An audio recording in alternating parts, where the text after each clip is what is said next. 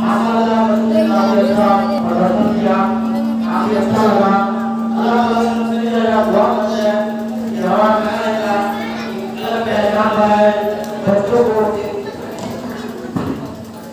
हमारे बच्चे एक अलग पहचान बनाए, एक स्टेटस बनाए, तो अल्लाह ताला से दुआ करते हैं।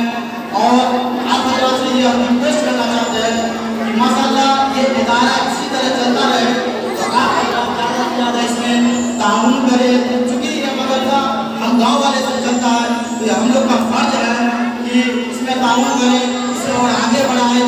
माशाल्लाह आप सभी यहाँ से कैंडिडेट से सुनी लिए सब कुछ, तो हम बस चंद बात ये कहना चाहते हैं कि हमारे जो उस्ताद है बच्चों को पढ़ा रहे हैं, अल्लाह ताला उसकी बरकत अता फरमाए, उसे सेहतमंद रखे। क्योंकि इन्हीं की वजह से आज हम बच्चों का जो एक्टिविटी देखे हैं, क्रियाकलाप देखे हैं, उन्हीं की वजह से। तो हम दुआ करें कि अल्लाह ताला इन सभी हजरात को उम्र में बरकत अता फरमाए, सेहतमंद रखे, ताकि हमारा गाँव इसी तरीके से इल्म की दुनिया में अपना एक कायम स्टेटस एस्टैब्लिश कर सके।